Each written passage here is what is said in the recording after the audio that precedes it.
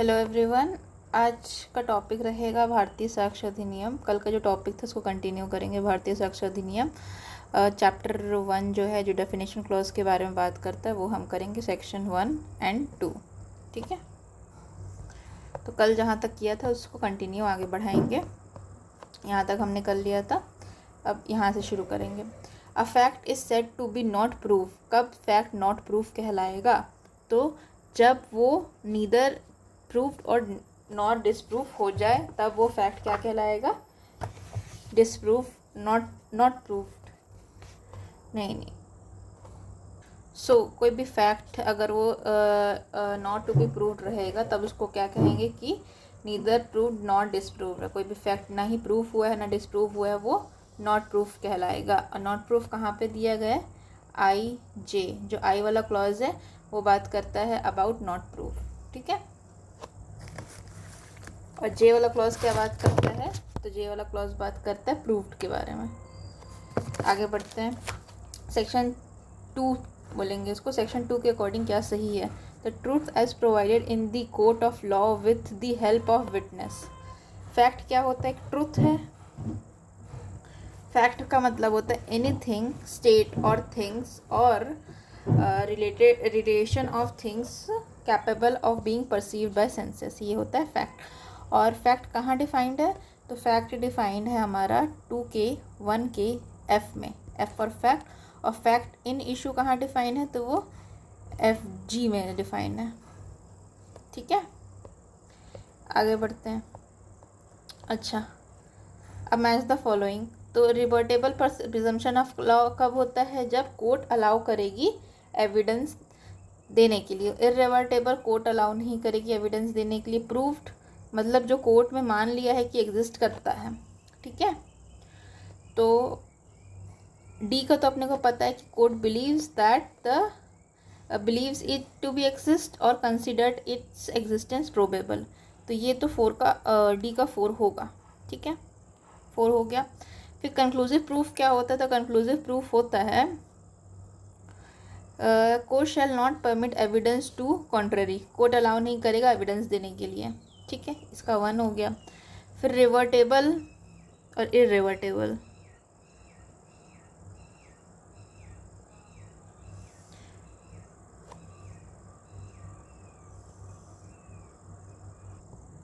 ठीक है, और कोर्ट में presume fact unless it is disproof. Court अगर मे प्रिज्यूम देखा जाए तो वो रिवर्टेबल है। मे में मतलब गुंजाइश होती है रिवर्ट करने की, इसका आंसर होगा 2।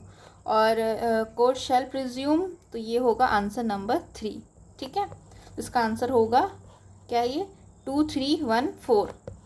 तो राइट आंसर होगा 2 3 1 4, बी होगा इसका करेक्ट आंसर। ठीक है, फिर प्रियम्बल के अकॉर्डिंग भारतीय साक्ष्य अधिनियम की क्या चीज़ दी गई है? तो यहाँ पे प्रियम्बल में क्या दिया गया? कंसोलिडेट, डिफाइन एंड अमेंड दिया गया है क्या?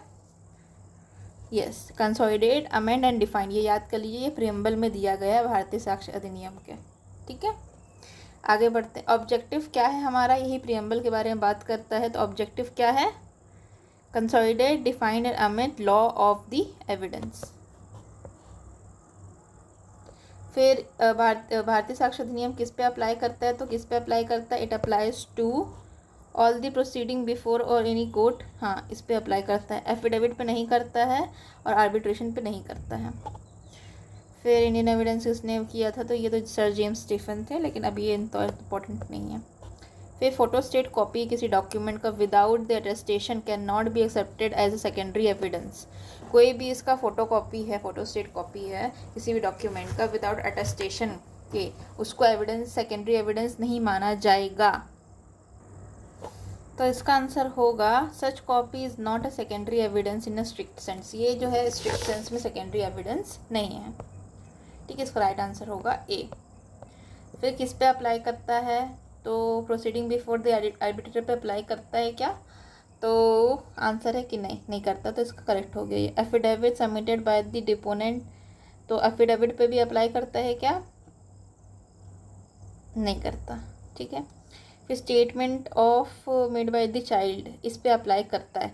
मतलब statement made by the child is a valid statement. ठीक है, statement made by the person who has criminal record, वो भी बोल सकता है। तो डू नॉट अप्लाई वाली चीज़ें में 1 और 2 होगा, ठीक है। तो इसका आंसर होगा सी।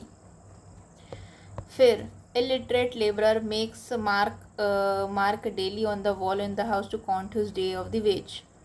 तो ये क्या है, एक तरह का, अगर दीवार में वो ऐसे से मार्किंग कर रहे हैं तो ये क्या है, this is a documentary evidence, ठीक है।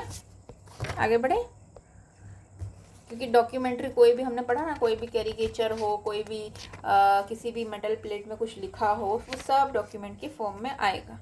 फिर 29 का क्वेश्चन बताइए, court do not form, court में क्या क्या नहीं होगा। तो क्या कोर्ट में क्या क्या होता है, जज होता है, मजिस्ट्रेट होता है, आर्बिट्रेटर स्पेशली दिया है कि नहीं होगा, और जो भी पर्सन लीगली ऑथराइज्ड है वो।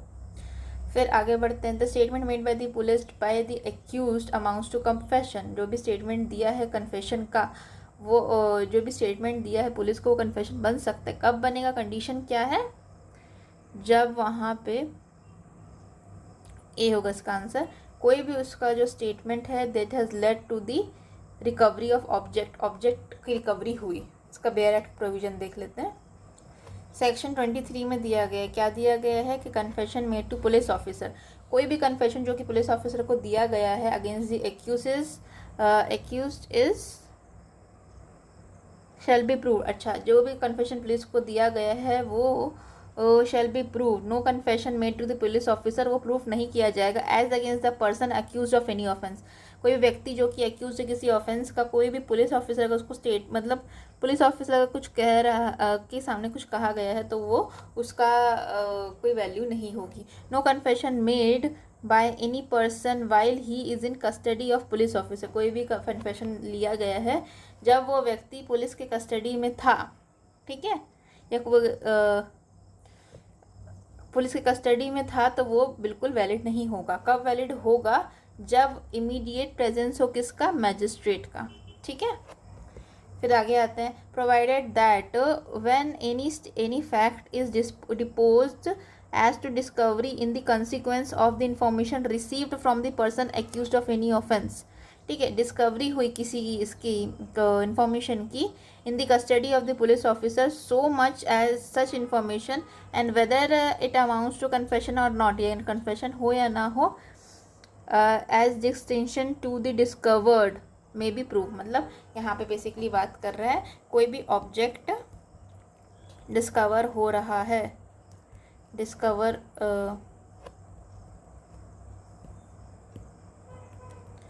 डिस्कवर्ड हो रहा है बाय कन्फेशन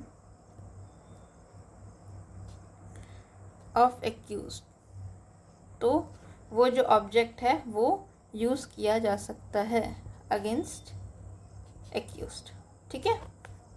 तो उसी के बारे में बात हो रहा है। तो इसमें सवाल में यही था, 23 का प्रोवाइजो याद रखिएगा कि कोई भी स्टेटमेंट दिया गया है by police officer in the by the accused amounts to confession हो सकता है जब a part of the statement which leads to discovery of object, ठीक है। फिर oral statement as to the content of the electronic record genuine हो सकता है, कब होगा, सो ओरल एडमिशन होगा इलेक्ट्रॉनिक रिकॉर्ड का, वो रेलेवेंट कब होगा, जब जेन्युइननेस होगा इलेक्ट्रॉनिक रिकॉर्ड का इज इन क्वेश्चन। ये कहाँ दिया गया है, सेक्शन 20 में दिया गया है। सेक्शन 20 को रीड कर लेते हैं। तो ये बात करता है व्हेन, कब हम, when oral admission as to content of document relevant होगा। जनरली कंटेंट ऑफ डॉक्यूमेंट को हम ओरल एडमिशन से प्रूफ नहीं कर सकते, लेकिन कब एडमिशन को प्रूफ करेंगे, तो ये कब प्रूफ करेंगे कंटेंट को ओरल एडमिशन से, तो oral admission as to the content of document are not relevant. Oral admission content of document का रेलेवेंट नहीं होता अनलेस एंड अल्टिल, कब होता है, एक्सेप्शन बता रहा है कि party propose to produce them shows that he is entitled to give secondary evidence, ठीक है। पहला सेकेंडरी एविडेंस देने के लिए एंटाइटल्ड है उन लोग of the content of such document, ठीक है, और या तो फिर genuineness of the document question में है। तो ओरल एडमिशन किया जा सकता है on content of document. Content of document कब किया जा सकता है? 2 कंडीशंस बता रहे हैं ये। पहली कंडीशन हमारी है कि जब सेकेंडरी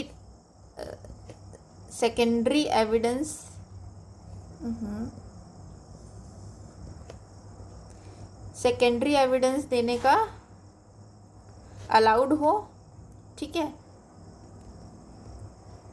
या तो फिर दूसरा क्या है? दूसरा genuineness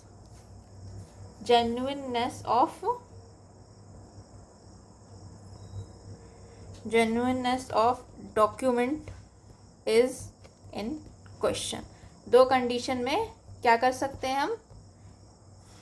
कंटेंट्स ऑफ डॉक्यूमेंट को प्रूव कर सकते हैं बाय ओरल एडमिशन, ठीक है। आगे बढ़े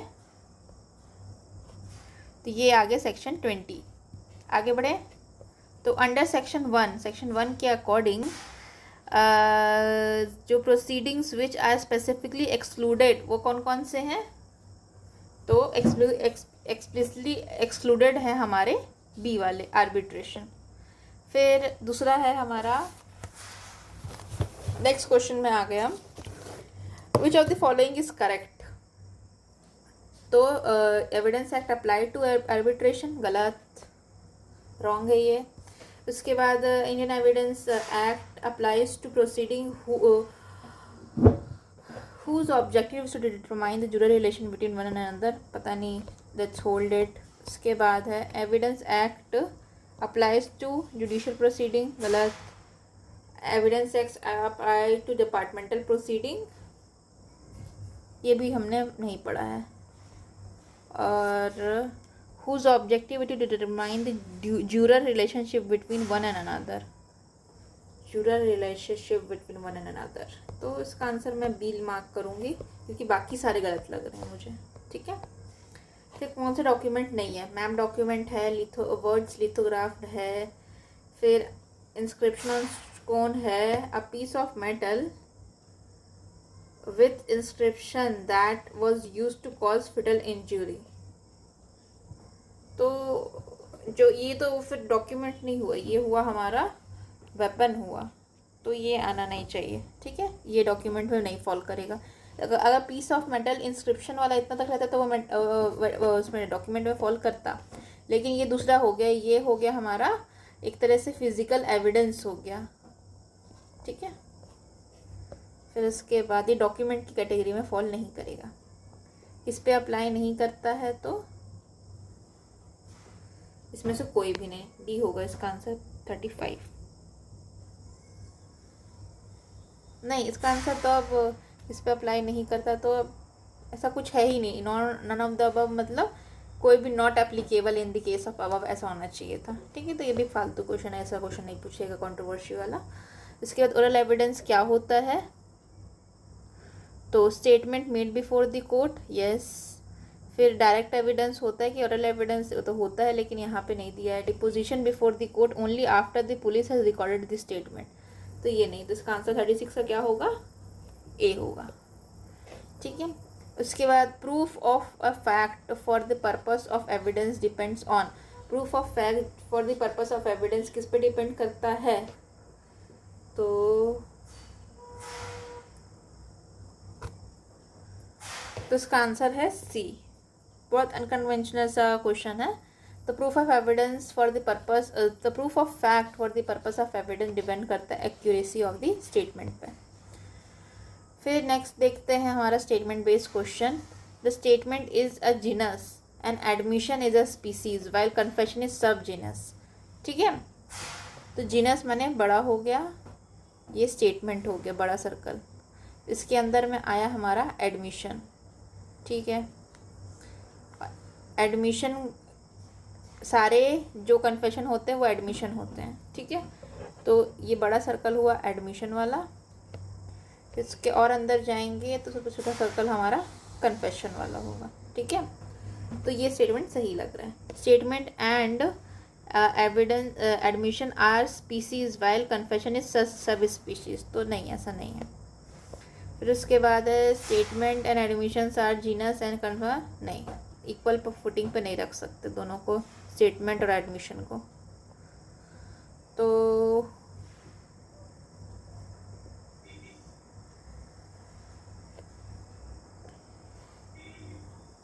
इसका आंसर है A, 1 is correct and 2 3 is incorrect. Next question देखते हैं, कौन सा नॉट करेक्ट है। तो facts which are inconsistent to fact in issue are not a relevant fact, shall not be a relevant fact. तो ये ऐसा तो सेक्शन 9 के हिसाब से गलत हो जा रहा है, ठीक है। फिर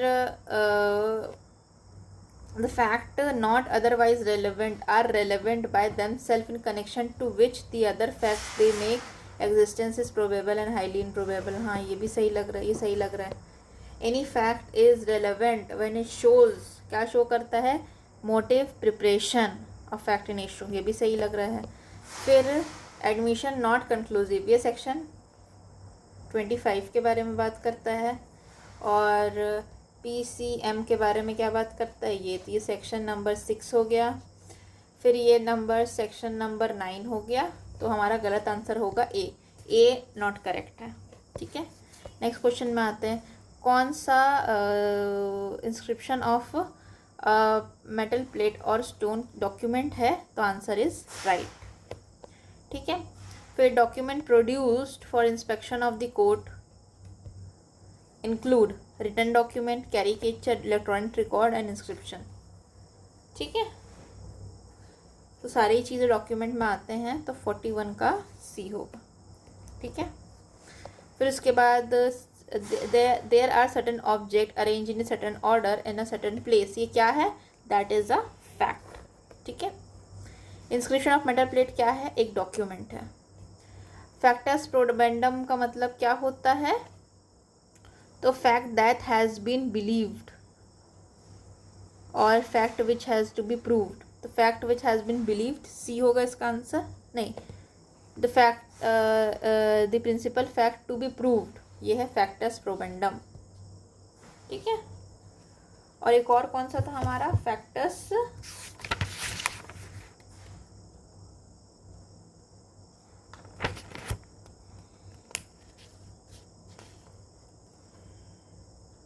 एक था हमारा फैक्टम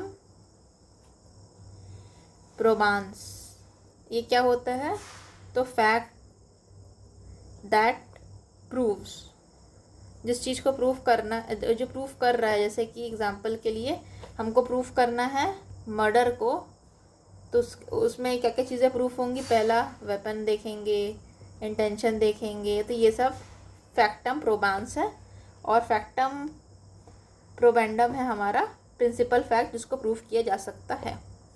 फिर which one of the following is not included in the expression of the court, court में क्या चीज़ नहीं आता है, तो कोर्ट में हमारा आर्बिट्रेटर नहीं आता है, ठीक है। और कोर्ट कहाँ डिफाइंड है, 2 के 1 के ए में। फिर इररिवर्टेबल प्रिजम्पशन ऑफ लॉ इंडिकेट, इररिवर्टेबल अगर होगा तो वो क्या होगा, तो मे प्रिज्यूम तो नहीं होगा, शैल और कंक्लूसिव हो सकता है। तो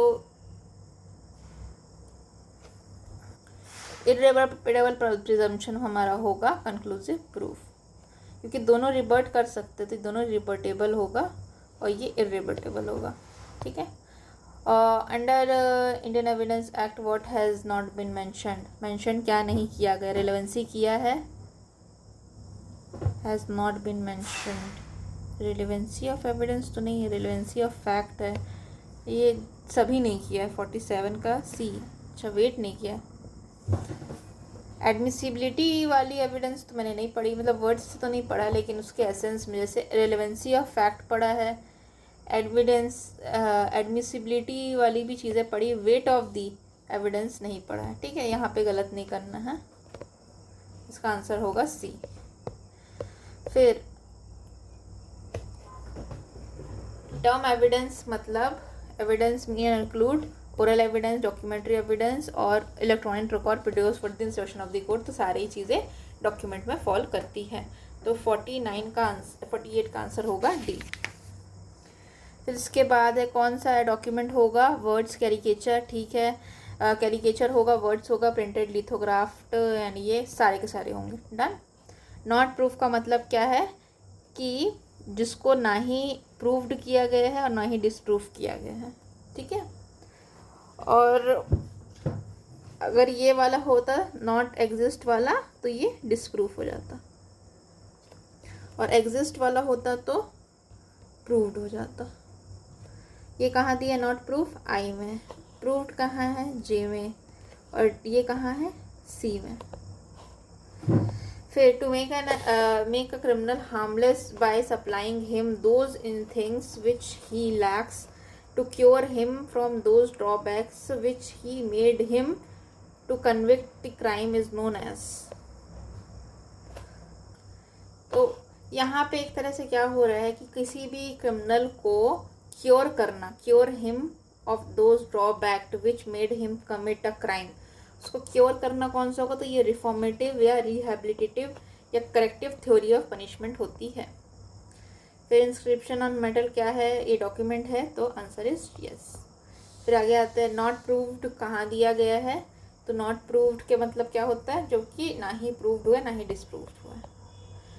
फिर हमारा question is whether A owes B ₹100, which of the following statement under are relevant? कौन से स्टेटमेंट रेलेवेंट होंगे? The fact that A asks for lend his money, ये रेलेवेंट होगा। ये रेलेवेंट, दोनों के बीच में मुद्दा ये है कि पैसे हुए कि नहीं हुए, पैसा लेने की बात हुई, ठीक है। फिर D said to C A is in the presence के, हाँ ठीक है, A went away without making any answer, ये सारे रेलेवेंट रहेंगे। 54 में डी रहेगा आंसर, यस।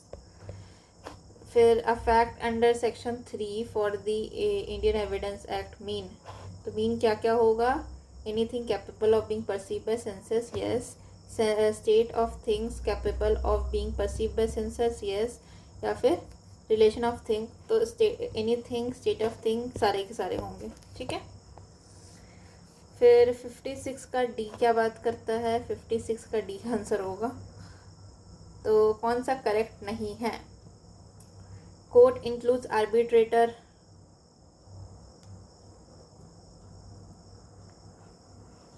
यही करेक्ट नहीं है, सॉरी। ये क्वेश्चन को बताइए कि कोई फैक्ट कौन सा डेफिनेशन नहीं दिया गया है? तो कोर्ट दिया है ए में, डॉक्यूमेंट दिया है डी में, एविडेंस दिया है ई में, कन्फेशन नहीं दिया गया है, ठीक है। इसके बाद कौन सा डेडली वेपन है कि नहीं, ये कौन डिसाइड करता है? ये क्वेश्चन कैसा है? तो क्वेश्चन ऑफ फैक्ट है, नॉट लॉ। यहाँ पे मन करेगा आपको एक्सपर्ट विटनेस लगाने का, लेकिन ये गलत हो जाएगा। चलिए ये वाला और ये वाला बताइए, फैक्ट में कौन कौन नहीं होगा? तो क्या क्या होता है? मेंटल कंडीशन होता है, रिलेशन ऑफ थिंग्स होता है, स्टेट ऑफ थिंग्स होता है, ठीक है। इसलिए राइट आंसर होगा D, none of the above, ठीक है। और डॉक्यूमेंट में बताइए कौन सा एक्सप्रेशन नॉट यूज है? तो लेटर्स पता है, फिगर्स पता है, मार्क्स पता है, लेकिन सिंबल्स इंक्लूडेड नहीं है। तो दोनों को देख लेते हैं, फैक्ट और डॉक्यूमेंट का डेफिनेशन को।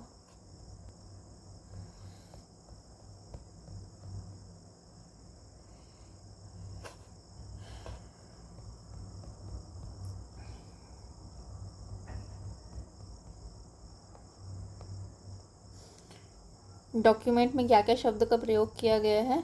तो देखिए, डॉक्यूमेंट मीन्स एक्सप्रेस्ड और डिस्क्राइब, ये चीज़ याद रखनी, एक्सप्रेस और describe, recorded upon any substance by means of letters, letters होगा, फिगर्स होगा, मार्क्स होगा, ठीक है। या फिर कोई अदर मीन्स भी हो सकता है, इंटेंडेड टू बी यूज और which may be use for the purpose of recording that matter including electronic and digital record, ठीक है।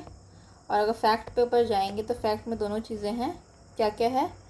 कोई thing, state of thing, relation of thing, capable of being perceived bye senses, या फिर कोई भी mental condition जिसके लिए कोई भी व्यक्ति कॉन्शियस है।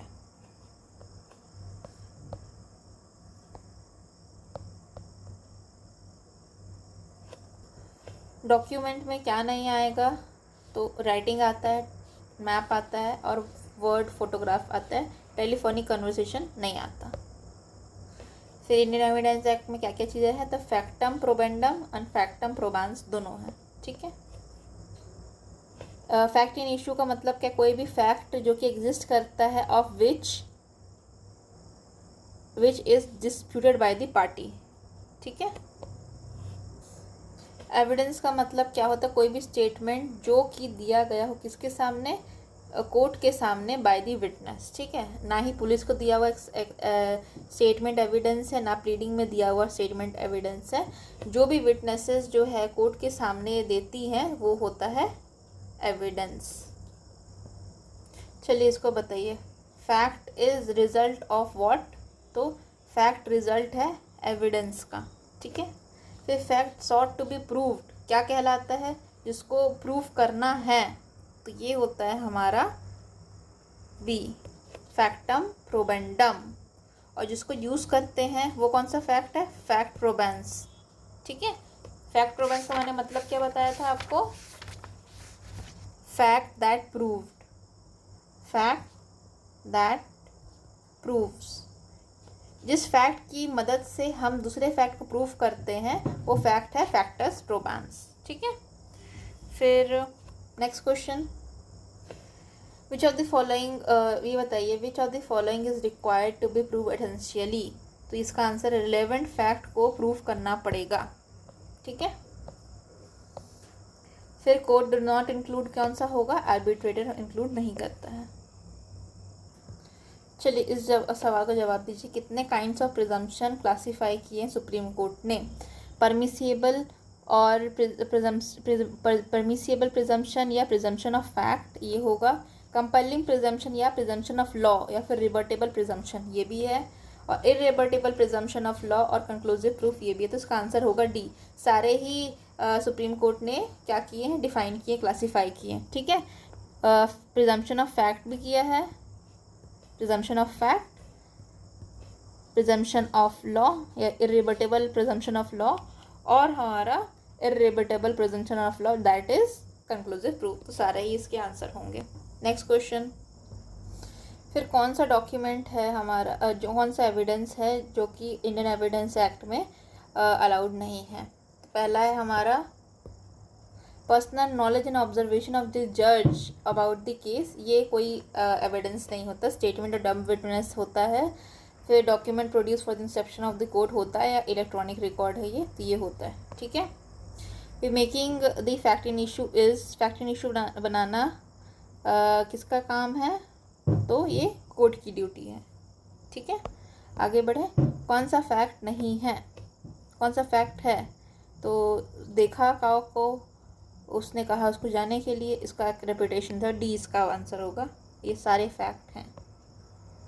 फिर कंक्लूसिव प्रूफ के बारे में बताइए, तो conclusive proof on proof of one fact regarding the other shall not allow evidence to be given, ये होगा इसका आंसर 109 का डी। ठीक है। फिर इसके बाद आता है विच one of the following can not be considered evidence in any suit, कौन से एविडेंस की कहे जा सकते, तो दोनों हो सकते हैं, सेक्शन 3 में लिखा है। ठीक है। आगे बढ़े, फिर है हमारा इंडियन एविडेंस किस पे अप्लाई करता है, तो दोनों पे अप्लाई करता है। रेपुटेशन किसी व्यक्ति का होता है, ये क्या है, एक तरह का एक फैक्ट है। फिर इसके बाद विच of the following is not a court, कौन सा कोर्ट नहीं होता, तो आर्बिट्रेटर कोर्ट नहीं होता। ठीक है। फिर नेक्स्ट क्वेश्चन बताइए, witness describe in detail in the article decorated in the room while going statement before the court, while giving statement before the court। अच्छा, कोई भी स्टेटमेंट दे रहा है विटनेस, वो क्या है, तो ये एक तरह का फैक्ट है, ये दिस इज फैक्ट। ठीक है। फिर डेफिनेशन नॉट प्रूफ में क्या होगा, जो कि नीदर प्रूफ या नीदर डिसप्रूव है, सी होगा इसका आंसर। फिर क्या भी कोई भी चीज़ है जो कि कैपेबल है परसीव करने की सेंसेस के थ्रू, तो ये क्या है, एक तरह का फैक्ट है। आगे बढ़ते हैं, फिर रिपीटेड क्वेश्चन, इसका आंसर क्या होगा,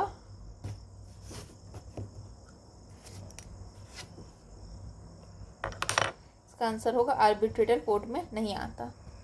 अच्छा ये बताइए, लॉ ऑफ एविडेंस में रिलेवेंट फैक्ट कैसे होने चाहिए, लॉजिकली रिलेवेंट नहीं, लीगली रिलेवेंट होने चाहिए, ठीक है। अपने को लीगल से मतलब है, logically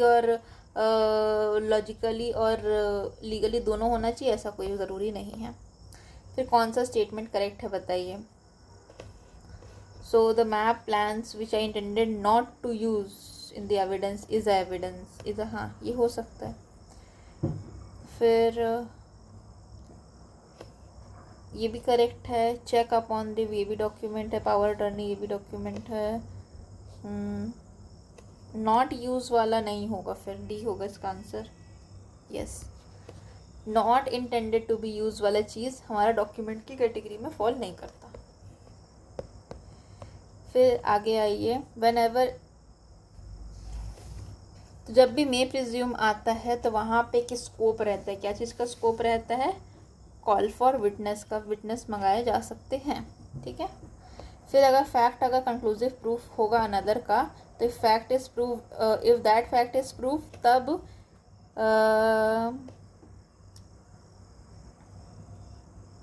courts can regard other fact to be proof. मतलब एक फैक्ट अगर प्रूफ हो जाता है तो कोर्ट मानेगी कि दूसरा फैक्ट भी प्रूफ हो चुका है। फिर शैल प्रिज्यूम के कॉन्टेक्स्ट में क्या सही है? तो court shall presume the fact as proof unless it is disprove, ठीक है।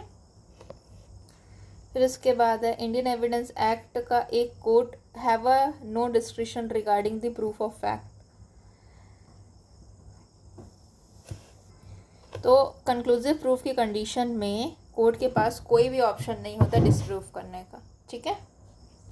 ये होगा। अभी आपको मेरे को लग रहा होगा कि एकदम बोरिंग है, एकदम टिक वाला आंसर है, लेकिन ये ना आपको अगर रटाया हुआ होगा तभी ये क्वेश्चंस बनेंगे, नहीं तो आपसे मिस्टेक होगा। और ये बेयरट को बार बार मल्टीपल टाइम पढ़ने के से ही होगा। इसका प्रीवियस वीडियो जो था ना, आप उसको देख लीजिएगा, वहाँ मैंने सारे कॉन्सेप्ट्स पढ़ाए थे। ये बेसिकली MCQ वाला ही सेशन है। और यहाँ पे लास्ट में मैं कुछ टॉपिक्स का रिवीजन करवा दूँगी, मतलब सारे टॉपिक्स का नहीं तो कम से कम जो रेलेवेंसी वाला है, हमारा रेलेवेंसी वाला जो पार्ट है 3 से लेकर के 50 वाला, उसको मैं थोड़ा सा भी पढ़ाऊँगी, ठीक है, index wise. The law of evidence क्या है हमारा?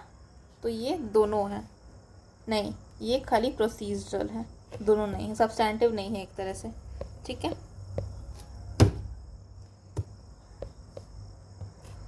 फिर हमारा लास्ट 2 क्वेश्चन है, the proceeding of the parliament are judicially noticeable fact. हाँ, ये तो हमने पढ़ा था। कहाँ पढ़ा है इसके बारे में? जुडिशियली नोटिसेबल फैक्ट सेक्शन 52 में पढ़ा है, ठीक है। फिर रूल्स रोड और लैंड के, ये भी कहाँ पढ़ा है? 52 में ही पढ़ा है, ये भी जुडिशियल नोटिसेबल फैक्ट है। और लॉ इन इंडिया, वो भी judicial noticeable fact under section 52। तो उसका आंसर होगा 1 सही है, 3 सही है, तो इसका आंसर होगा डी। फिर Kashmir Shah versus state of Madhya Pradesh किससे रिलेटेड है? तो ये रिलेटेड है अबाउट द कन्फेशन। किसका confession? Confession of co-accused, ठीक है। ये कहाँ दिया गया है? सेक्शन नंबर 24 में, ठीक है।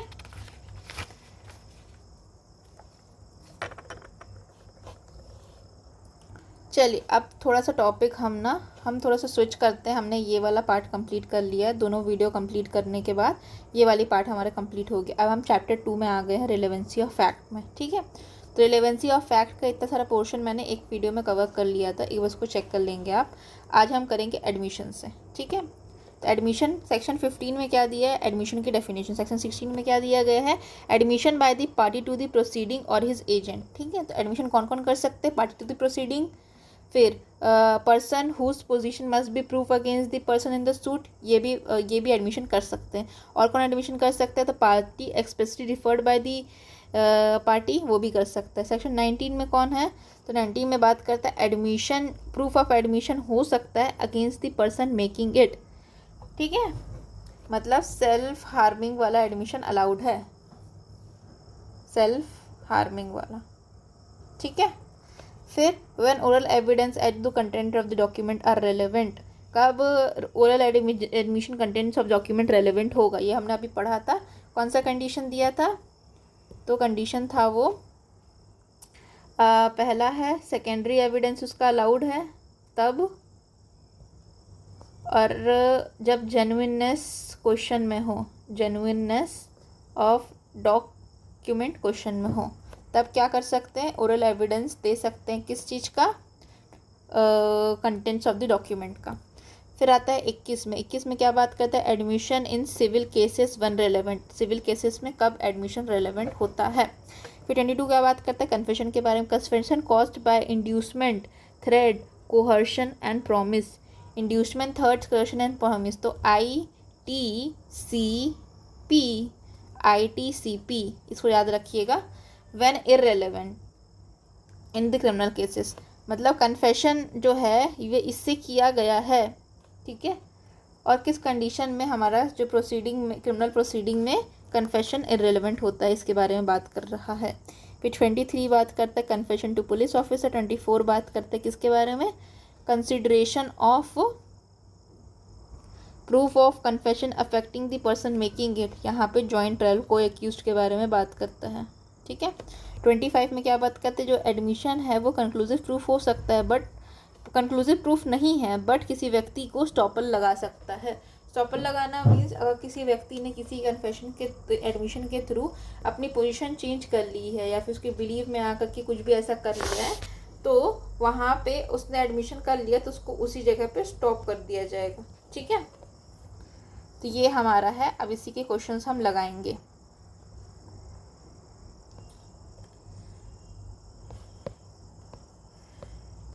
चलिए, यहाँ तक हमने पहले भी वीडियो में कवर कर चुके हैं, हम आज इसके आगे करेंगे।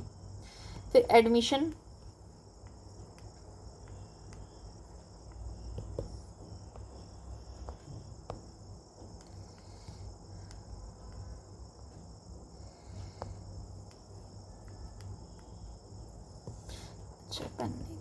ठीक है। तो एडमिशन अकॉर्डिंग टू भारतीय साक्ष्य अधिनियम क्या होता है, statement made by expressly referred party, yes. Agent to the party to the proceeding, yes.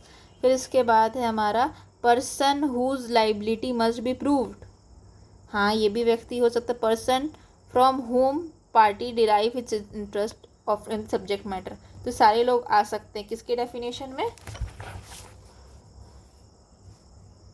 Correct answer हमारा होगा सारा का सारा सही है, ठीक है। एक बार बेयर एक्ट खोल के देखते हैं, बेयर एक्ट के प्रोविजन में चलते हैं, एडमिशन एंड कन्फेशन वाले प्रोविजन में।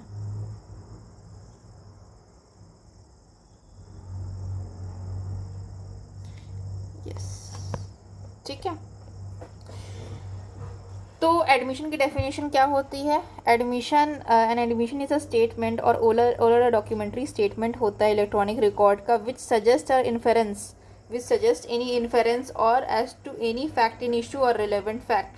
क्या करते हैं, एडमिशन क्या होता है, फैक्ट्स होता है जो कि ओरल हो सकता है, डॉक्यूमेंट्री हो सकता है, इलेक्ट्रॉनिक फॉर्म में हो सकता है, जो कि इन्फेरेंस दे रहा है किसके बारे में, फैक्ट इन इशू और रिलेवेंट फैक्ट के बारे में बता रहा है, और which is made by the person under circumstances herein defined, मतलब कोई भी व्यक्ति जो कि दिया गया है उसमें उस व्यक्ति ने दिया है। तो पहला है हमारा admission by the parties, admission by the parties to the proceeding, या फिर उसके एजेंट, अगर किसी पार्टी ने स्टेटमेंट दिया है या फिर उसके एजेंट ने दिया है तो, ठीक है। तो statement made by the party to the proceeding और by their agent whom court regards under circumstance expressly impliedly authorized by him, ठीक है। कोई भी ऐसा व्यक्ति या तो खुद या तो कोई भी व्यक्ति ऑथराइज्ड बाय हिम, वो होगा एडमिशन, ठीक है।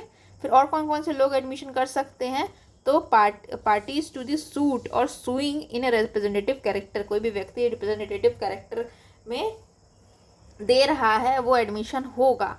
एडमिशन जनरली नहीं होता लेकिन हो सकता है, कब, they were made while the making them held that character, अगर कोई भी व्यक्ति रिप्रेजेंटेटिव कैरेक्टर में बात कर रहा है, तब जब उस व्यक्ति ने उस कैरेक्टर को होल्ड किया होगा तब की स्टेटमेंट्स वैलिड होंगी। जैसे ए की प्रॉपर्टी है, उसने उसको सेल कर दिया बी के में, और यहाँ पे विवाद हो गया कि ए की प्रॉपर्टी थी कि नहीं थी, तो ए ने जो स्टेटमेंट, ए की स्टेटमेंट जब he held the title, he held the character, तब का स्टेटमेंट रेलेवेंट होगा, ठीक है। फिर इसके बाद है person who has a proprietary and pecuniary interest in the subject matter, मतलब पैसे, प्रोप्राइटरी मीन्स प्रॉपर्टी में इंटरेस्ट, अब पिक्यूनरी इंटरेस्ट मतलब मनी रिलेटेड इंटरेस्ट, अगर किसी भी व्यक्ति का किसमें सब्जेक्ट मैटर में, तो and who makes statement in their character of the person so interested, तो वो भी स्टेटमेंट होगा। क्या क्या होगा ये? एडमिशन कहलाएगा। फिर और कौन सी पार्टी होगी? जो party the suit has derive their interest, उन्हें इंटरेस्ट डिराइव किए सब्जेक्ट मैटर में, ये सारे स्टेटमेंट होंगे। ये कब होंगे स्टेटमेंट? जब उनका इंटरेस्ट कंटिन्यू हो रहता है तब, ठीक है।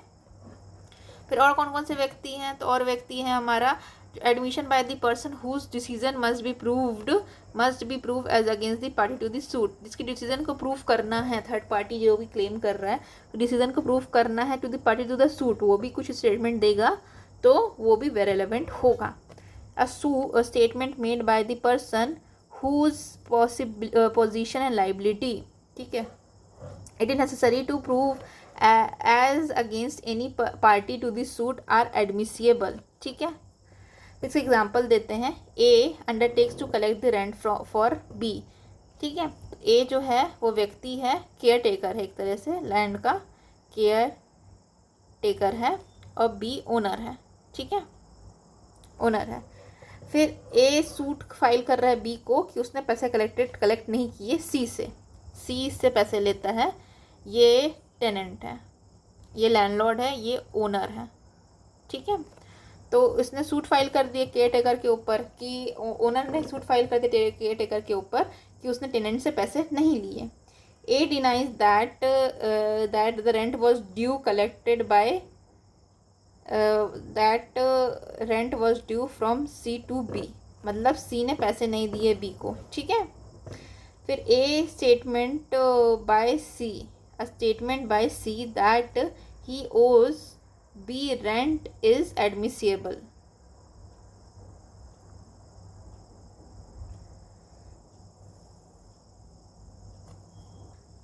तो सी का जो स्टेटमेंट है कि उसका हाँ रेंट बचा है या फिर देना बाकी बकाया है, वो रेलेवेंट होगा इवन इफ जो केयर टेकर है वो डिनाई कर रहा है कि कोई रेंट नहीं बचा है, ठीक है।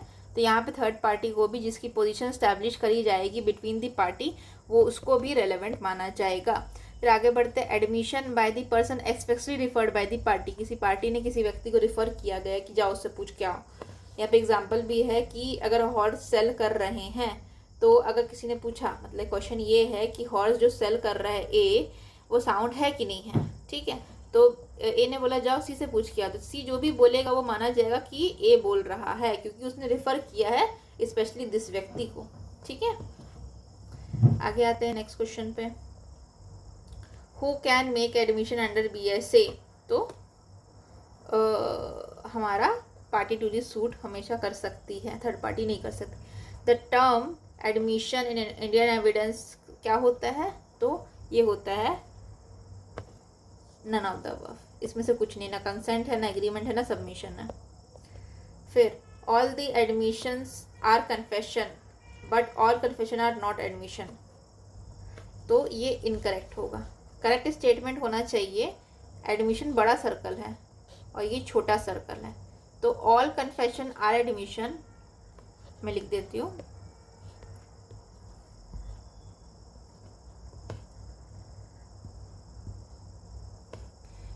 All confession are admission, but not all admission are confession.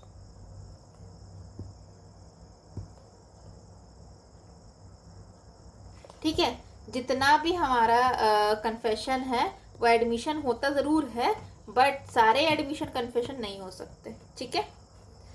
फिर नेक्स्ट हमारा admission by the agent are, तो ये एडमिसिएबल होता है if the agent has the authority to make the admission, जब एजेंट को अथॉरिटी दिए गई जाएगी एडमिशन से, तब वो एडमिशन एडमिसिबल होगा।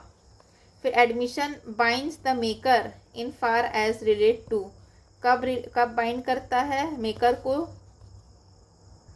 तो जब वो फैक्ट से रिलेटेड होता है। तो लॉ से तो नहीं हो सकता, लॉ से तो कोई मेकर क्या बाइंड करेगा, लॉ तो ऑलरेडी बाइंडिंग है, मतलब हर किसी को बाइंड करके रखती है।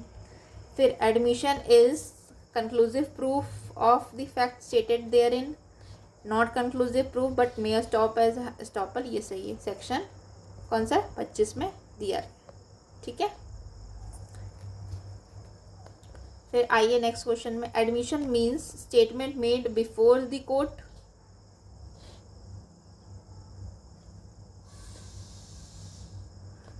तो यहाँ पे होगा answer number C.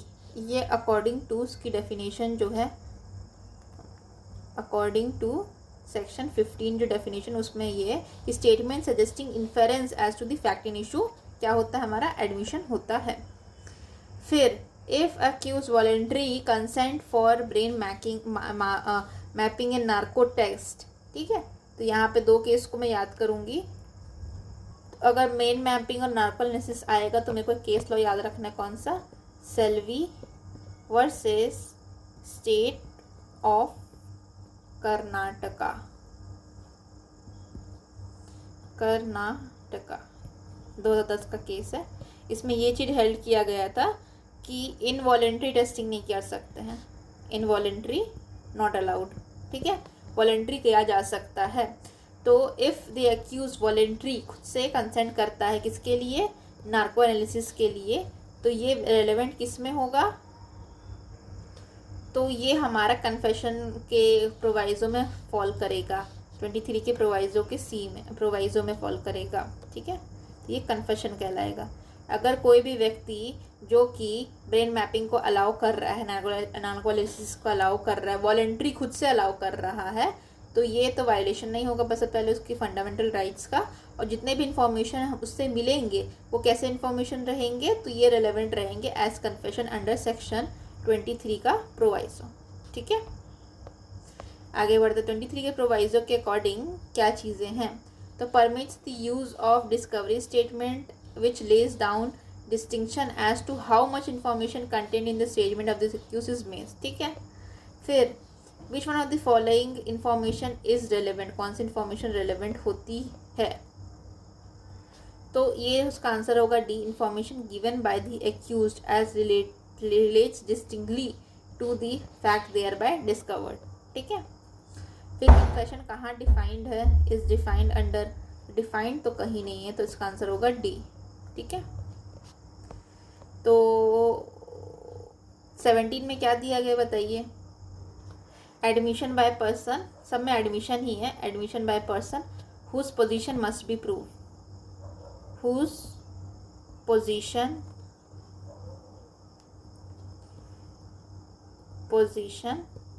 Must be prove, ठीक है। 18 में क्या दिया गया है, तो 18 में दिया गया है एक्सप्रेसली रिफर्ड, कोई भी व्यक्ति जो कि एक्सप्रेसली रिफर्ड है उसके बारे में बता रहा है, expressly referred bye the party, ठीक है। 19 में क्या दिया गया, 19 में दिया गया है प्रूफ ऑफ एडमिशन के बारे में, प्रूफ ऑफ एडमिशन के बारे में, प्रूफ ऑफ एडमिशन किस केस में, सेल्फ हार्मिंग वाले केस में, ठीक है, done.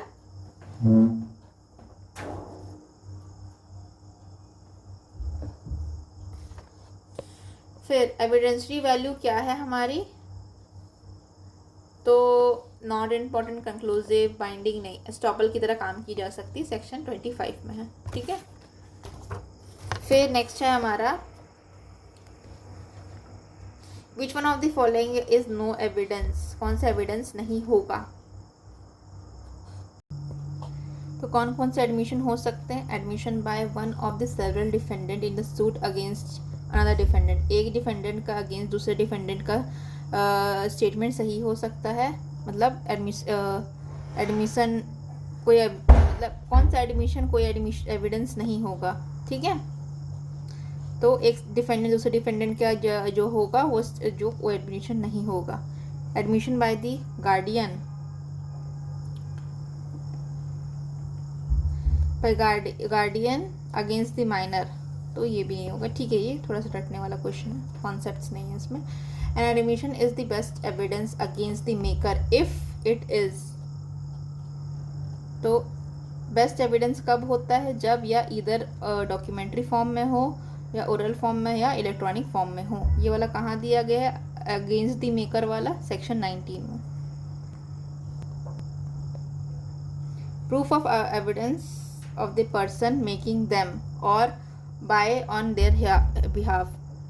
Admission is relevant and may be proof against the person making them or his representative in the suit, but cannot be proved by or behalf of the person who makes them or by the representative in the interest, except